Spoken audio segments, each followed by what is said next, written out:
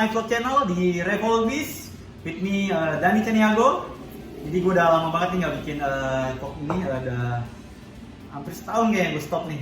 Dulu bikin vlog channel ini kan di awal-awal pandemi ya. Jadi gue pengen nyemangati teman-teman yang kena efek pandemi. Nah, biar mereka tetap semangat lagi, biar mereka tidak down, ya intinya motivasi biar mereka semangat lah. Ternyata di masa pandemi begini banyak-banyak teman yang bisa survive gitu loh menghadapi pandemi. Nah, di seri Revolvis sekarang ini gue akhirnya ketemu sama teman tangga rumah, tangga kosan. Namanya si Hendra. Halo. Nah, Hendra ini kebetulan dia sebelum balik ke Indonesia dia itu bekerja di kapal pesiar dan udah lama banget nih. Nah, kita bakal ngobrol ini soal Hendra ini di kapal pesiar itu gimana. Nah, ketika pandemi apa akhirnya yang dilakukan oleh Hendra karena kan tidak bisa berlayar pada umumnya. Nah, oke, kita mulai aja ya. Siap. Jadi udah berapa lama Hendra di kapal pesiar kerjanya? Kebetulan sudah hampir 10 tahun sih kerja di salah satu perusahaan yang ada di Amerika. Ya. Itu namanya Holland American Line. Kebetulan posisi terakhir di sana masih waiter. Ya karena tahun kemarin Maret dipulangin gara-gara krisis corona ini. Oke. Jadi dampaknya sangat besar banget buat semua penggiat pariwisata yang harus memutar otak, bertahan hidup di rumah. Dengan melakukan segala hal untuk survive, itu aja. Tapi apa yang dipikirin nih ketika nih kan ada pandemi nih, Hendra masih di luar nih, lagi di negara mana waktu itu? Kemarin lagi di Amerika di Florida. Di Florida ya. Oke. Jadi lagi di Florida. Oke. Nah, kan pandemi nih, mikirnya apa nih? Akhirnya pas pulang ke Indonesia nih. Nah, pada saat itu mikirnya sih nggak kayak sekarang ya. Dulu beberapa waktu lalu tuh mikirnya masih pandemik yang biasa nih, bakal cepat dalam jangka waktu setahun udah bisa balik normal lagi. Tapi pada kenyataannya setelah berjalan, nah itu baru di sana dipertemukan dengan satu titik yang harus bertahan hidup jauh lebih lama lagi, bro. Yes.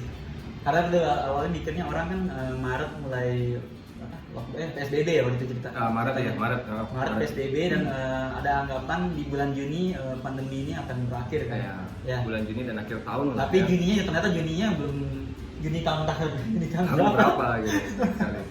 Nah, tapi gitu. Pertanyaan gue adalah selama di kapal pesiar nih kan kita tahu nih stereotip kalau warga Bali yang di pariwisata nih ya. Orang kerjanya kalau nggak di hotel pasti pengennya kalau pesiar. Nah, kamu kan hitungnya sudah lumayan lama ya, hampir 10 tahun ya berarti? Kurang lebih hampir 10 tahun. Hampir 10 tahun ya di kapal pesiar. Nah, kan itu kan lumayan lama, jangka panjang itu udah banyak. Apa yang akhirnya kamu dapatin nih selama di kapal pesiar nih? Maksudnya, apakah secara materi mungkin lebih bagus atau secara pengalaman mungkin lebih bagus? Apa menurut Anda yang menariknya dari kapal pesiar itu? Kalau pribadi dari saya sih satu hal yang ilmu yang saya dapetin di kapal pesiar itu adalah bagaimana kita bisa membaca karakteristik seseorang. Jadi karena dengan kita berinteraksi dengan tamu yang berbeda negara, dengan karyawan yang berbeda negara setiap harinya, jadi itu satu ilmu yang saya tidak dapatkan di sekolah-sekolah formal ya. Jadi secara tidak langsung itu merubah karakteristik dan jadi bisa menilai seseorang ya. Jadi bisa menilai apa dan dalam artian kita bisa bilang Berarti lebih ke psikologi ya? Bener. Psikologi artinya lebih tahu untuk bertindak bersikap seperti apa itu di dunia nyata ya. Benar. Kayak kurang lebih kayak gitu ya. Tapi kalau Hendra sendiri dulu di kapal pesiar bagian apa? Terakhir sih masih di waiter. Oh, di waiter. Ya. Terakhir masih di waiter. Selama kapal pesiar nih, total berapa negara yang sudah dikunjungi berarti? Wih, nggak bisa terhitung ya Dan ya. Nggak bisa terhitung ya, banyak sekali. Tapi seluruh dunia udah? Asia aja yang belum. Asia saja yang belum. Eropa, Amerika, apalagi ya? Ya Amerika, Eropa, Asia aja yang belum. Harusnya tahun kemarin ini ke Asia. Batal. Padahal itu mimpi banget karena gimana ya, mengelilingi Asia tuh jauh lebih asik katanya ketimbang di Amerika sama Eropa. Menurut teman-teman sih. Oke. Gitu. Jadi pengalamannya tuh lebih seru. Dari bawah sampai ke atas sampai Asia itu. Tapi gini, selama ke Eropa, Amerika, ini negara mana yang paling berkesan selama berjalan? Eropa ya. Ada di sana kalau menurut pribadi saya ada satu nih. Di Eropa bagian utara itu ada namanya Alesun. Wah, nggak tahu mana tuh. Alesun. Nah di sana itu benar-benar kayak gimana ya, kayak lembah-lembah yang ada di film-film gitu. Oh ya? Kayak Lord of the Rings gitu yang lembah gitu? Oh ya? Bener. Nah itu pengalaman saya itu naik gara-gara sama bos waktu itu diajak naik sepedaan ke atas gunung yang notabene ditempuh kurang lebih 2 jam. Bersepeda di jalan kerikil. Gimana? Oke, akhirnya di sana sampai ujung, sampai di atas bukit itu kita baru benar-benar lihat kayak di film ya gitu. Kayak di film ya, benar-benar lembah yang benar-benar lembah kayak di film-film itu. I'm so amazed with that. Oh ya? Ya benar-benar amazed banget. Berarti menariknya ya kamu bisa keliling dunia tapi tanpa menggunakan duit lah, itu poinnya gitu ya. Nah, secara ini gitu ya. Secara ya bilang secara apa ya dibilangnya? Ya semuanya begitulah pokoknya. Padahal kalau pesiaran juga susah ini ya. Tapi kalau dibilang kerjaannya ya tergantung kitanya ya. Lebih susah nggak sih kerja di kapal? Maksudku kamu sebagai waiter nih, mana lebih tingkat kesulitannya gimana? Apakah di atas kapal atau di darat? Pernah ngalamin nggak sih kerja di darat? Di darat pernah. Tapi kalau di atas kapal itu pressure-nya lebih tinggi ya. Pressure-nya lebih tinggi ketimbang karena berdampak psikologi. Berdampak psikologinya kalau di atas kapal karena contohnya tempat tidur untuk karyawan itu sempit. Jadi jarak pandang kita itu hanya lautan di sekitar. Jadi jarak pandang kita itu mengakibatkan kayak psikologi itu agak gimana gitu agak sedikit. Tapi pernah ada isu nggak sih ini kalau macam-macam berantem di bawah laut nih? Wih, banyak bro. Oh itu banyak. Banyak bro. Tapi kalau dicari di kapal itu semua orang berani kayaknya ya. Oh iya. Ya. Karena mereka jauh ya. Mereka jauh jadi rata dan semua mereka berani dan semua. Tapi menurutmu pribadi sebenarnya seru nggak sih kerja di laut itu dibandingin di darat? Kalau pribadi ada serunya dan ada masing-masing dia punya yang berbeda. Kenikmatan sendiri benar. Tapi secara materi lebih nikmat ya? Secara materi bisa dibilang lebih nikmat. Kedua-duanya darat sama gini sama, tapi ilmunya lebih banyak dan. Oh, ilmunya lebih banyak dan. Siap. Ilmunya. Nah, balik lagi nih. Akhirnya kan kamu tidak bisa tidak bisa berlayar lagi karena pandemi. Akhirnya balik ke Bali. Nah, kaget juga nih. Balik ke Bali, akhirnya setelah beberapa bulan kamu bikin coffee shop sendiri nih. Sekarang ini kita lagi di coffee shop namanya Kopi Kental. Lokasinya di Jalan Nusa Kambangan dekat toko energi, kalau tahu. Nah, ada coffee shop kecil banget, nyempil gitu. Hidden gem ya.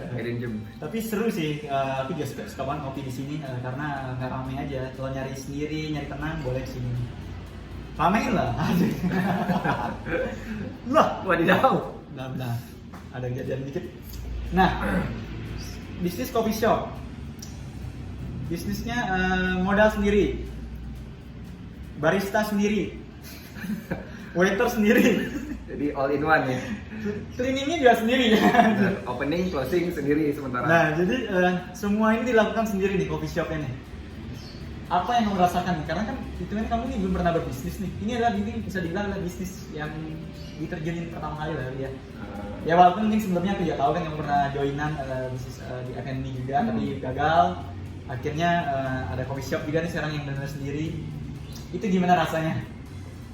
Rasanya kalau dibandingin kerja di kapal, super fun walaupun kamu opening, bersihin sendiri, buat makanan sendiri, buat produk sendiri, sampai closing pun sendiri. Terus banyak hal yang saya pelajari sekarang sendiri dan jadi walaupun semuanya dilakukan sendiri tapi benar-benar fun dan benar-benar fun. Pressure nggak ada soalnya. Bukan masalah pressure tapi pelajaran juga banyak ya. Banyak banget dan cara promo gimana mau sendiri gitu ya. Benar dan nah itu lagi. Jadi mungkin di sini nih step up-nya saya nih Ya. ke jenjang yang out of the cruise line itu. Ya. Jadi, Oke, benar. Bisa dibilang sih. jadi step up-nya dari kehidupan yang lain lagi nih. Gitu. Ya. Tapi gimana rasanya? Susah nggak?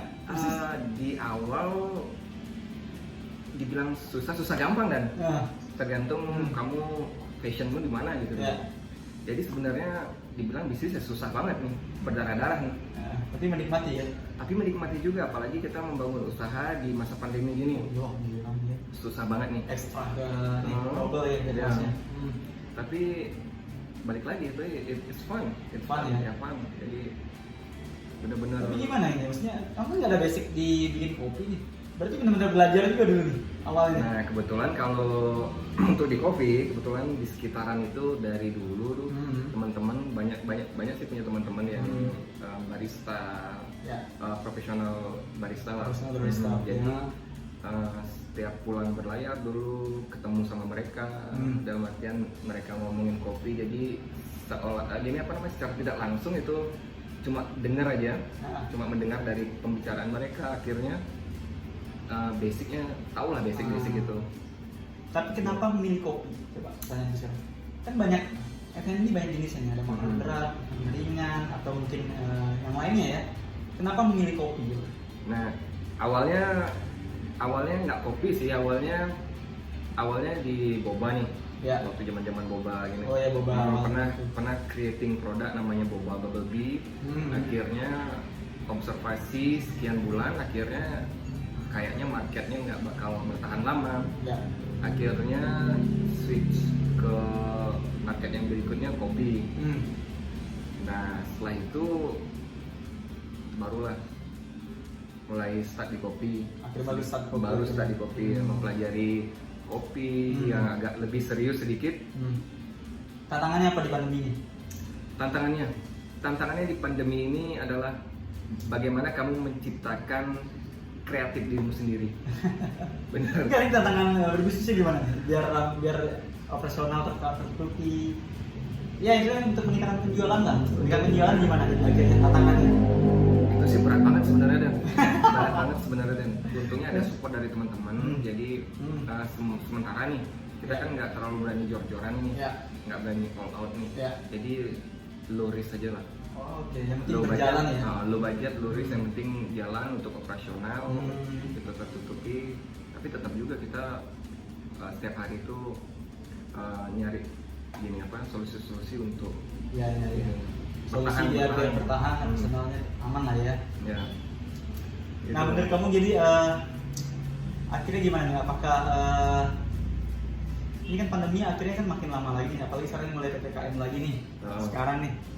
Nah, sekarang lebih terbatas lagi nih. Dan masalahnya kan sekarang itu untuk bisnis F&B tidak boleh dibatasi untuk makan di tempat ya. Harus take away nih. Sedangkan kopi kan mau take away kan agak nggak menarik ya. Kamu masa mau beli kopi hangat kamu kirim. Ya, jelas. Sampai di rumah udah dingin dong. Ya, apa akhirnya yang kamu lakukan nih? Nah, mungkin di sana saya lihat kompetitor yang lain juga ya.